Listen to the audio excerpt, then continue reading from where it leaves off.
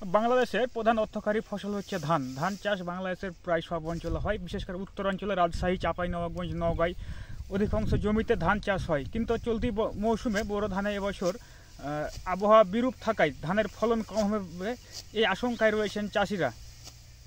প্রচণ্ড তাপদাহে এই অঞ্চলে বিভিন্ন জায়গায় ধান নষ্ট হয়ে গেছে, পানির সংকট অর্থাৎ সেচ সংকটে ধান মারা গেছে, এরকম খবর আমরা পেয়েছি। চাঁপাইনবাবগঞ্জের বিভিন্ন জায়গায় চাষিদের সাথে কথা বলে তারা জানাচ্ছে যে বর্তমানে যে ধানের চাষাবাদ খরচ বেশি, সারের দাম বেশি, এমনকি জ্বালানি খরচ বেশি, সেচ অধিক তাপদাহ হওয়ার কারণে সেচের খরচ বেশি হয়, তারা ধান চাষ করে খুব একটা লাভবান হবে বলে মনে করছেন না। চাঁপাইনবাবগঞ্জে এবছর ধান চাষ হয়েছে প্রায় 51,000 হেক্টর জমিতে।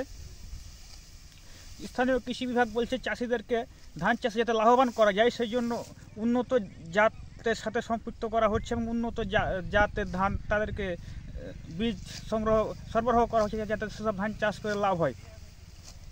কিন্তু এই অঞ্চলের চাষিদের সেচ খরচ এবং সার খরচ উৎপাদন খরচ বেড়ে যাওয়ায় এবং এবছর তাপদাহের কারণে ধানের বিভিন্ন জায়গায় চিটা দেখা গেছে, চিটা হয়ে যায়, ধানের ফলন কিন্তু কম হচ্ছে। ধানের ফলন কম হওয়ার কারণে চাষিরা বলছেন যে একেবারে লাভ হবে না, একেবারে লোকসান হবে বিভিন্ন জায়গায় বা হচ্ছে। এবছর বিভিন্ন জায়গায় ধানের ফলন কতবারের চাইতে কম বলে আমরা জানতে পেরেছি। আর চাষিরাও বলছে অধিক কম হবে ফলন। বিভিন্ন জ্বালানির খরচ, সারের দাম, সেচ খরচ বাড়ার কারণে চাষিরা লাভবান হতে পারবেন না।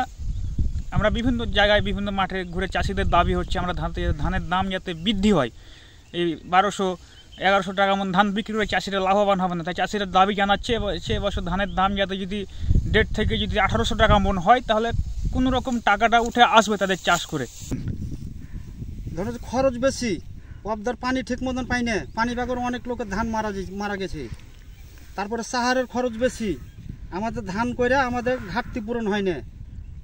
এখন আমরা কি ধরে চলবো? এক বস্তা সাহারের দাম নিয়ে লিছে 1700-1800 টাকা, এক বস্তা ডিএপির দাম নিয়ে লিছে 1800-1900 টাকা। এখন ধান বেচে যদি এক বস্তা যদি সাহার পাওয়া যায় তাহলে আমাদের ঘাটতিটা পূরণ হয়, কিন্তু আমাদের ঘাটতি তো পূরণ তো হয় না গো। তাহলে আমরা কি করে খাবো? পাইট পাওয়া যায় না, আবহাওয়া খারাপ, ধানের বেশি নেবে, জিন বেশি চাইছে, বিঘাতে 5 মন 6 মন 7 মন করে ধান চাইছে, আঁটি করে দিতে চাহে না। আমার 5 বিঘা ভুঁয়ে মানে 60,000 যাবে খরচ, লাগা থেকে শুরু করে নিড়ে, সাহার দেওয়া, বীজ সব কিছুই দিয়ে আমাদের 60,000 টাকা খরচ 5 বিঘা ভুঁয়ে। 5 বিঘা যদি করি খাইটা খুঁটা বাদ সাহায্যে যদি আমাদের 10 মন যদি ধান থাকে তাহলে ওহার ফের আমরা চলতে পারবো। কিন্তু এবার বছরে হবে না, হয়েছে না, ধানটা পানিতে টান পেয়েছে, ফলন মেলায় কম, মেলায় সব জায়গাতেই ধানের ফলন নাই। আপনার যে হিসেবে গাছ গোছলি তৈরি হয়েছিল সেই হিসেবে ধানের ফলনটা নাই, কমে গেছে।